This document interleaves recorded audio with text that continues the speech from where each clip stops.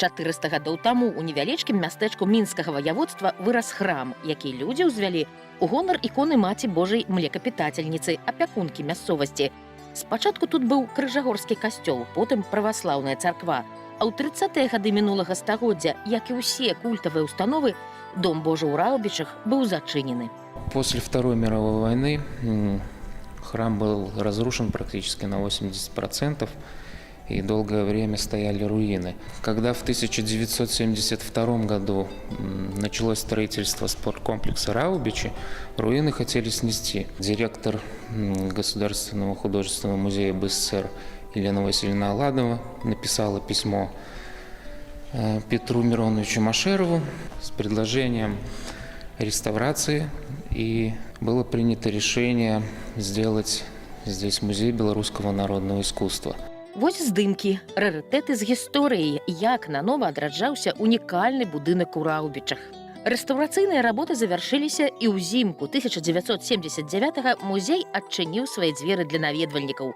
Вось на рэтра-фота заснавальніцы раубіцкага этназапасніка Тацяна Стёпіна і Ірына Панчына.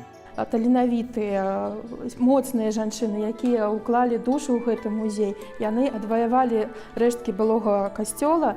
Яшчэ ў 1974 годзе яны яго аднавілі амаль сваімі рукамі, таму што вялікая праца была праведзена менавіта вось гэтымі жанчынамі. Руплівыя, адданыя людзі, але аснова музея гэта калекцыя.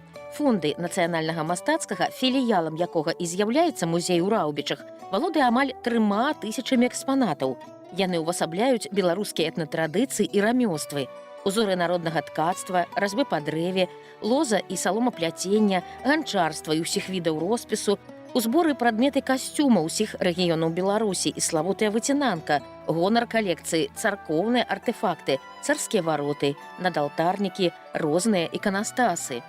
Вось апошнія паступленні. Знакаміты культуролог, мастацтвазнаўца Вольга Лабачэўская падарыла музею адмысловае аздабленне іканастасаў з саломкі, а майстар Ларыса Лось свае творы каляднай тэматыкі. Залы музея беларускага народнага мастацтва ў Раубичах прадстаўляюць каля 5000 экспанатаў, і па кожным можна чытаць гісторыю нашай культуры, народных традыцый, уласныя гісторыі нашых продкаў, землякоў. Вось, напрыклад, гэты пояс, ён з воўны, зроблены на нітах. Ён сатканы ў 1920 годзе нашай зямлячкай Еўдакіяй Дзямідавай, якая пражывала ў вёскі Кладзевіча горадскага раёна Магілёўскай вобласці. Звярніце ўвагу, што гэта не проста элемент адзення. Тут зашыфраваная сапраўдная гісторыя кахання. Мудрагелістымі літарамі выпісана пасланне ад дзяўчыны, якая падарыла створаную уласнымі рукамі рэч салдату свайму суджанаму. Прадметы з самымі цікавымі прадгісторыямі, старадаўнія экспанаты і апошнія набыткі музей у Раубичах аб'яднаў у спецыяльнай юбілейнай выставе. Праз экспазіцыю расказалі і пра спосабы папаўнення фондаў. Гэта дары, пакупкі, вынікі пошукавых экспедыцый. Я расскажу вам пра падзеі, што адбыліся ў Галілеі.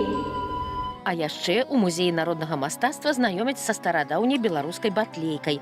Амаль 10 гадоў ладзяць спектаклі. Самая папулярная, вядома, калядная гісторыя пра нараджэнне Ісуса. Адвечны евангельскі сюжэт асабліва пранікнёна гучыць пад гэтымі скляпеннямі. Здаецца, дух веры і Божай апекі не зыходзіў з гэтага месца. У захаваных храмавых сценах жыве рэлігія беларускага мастацтва і творчасці, а ў іх наш народ укладаў сваю душу, сваю працу, свае мары, прыгажосць і стваральны светапогляд. Такое наша багацце. Наталя Бардзілоўская, Віталь Сяляўка. Навіны, Цэнтральны рэгіён.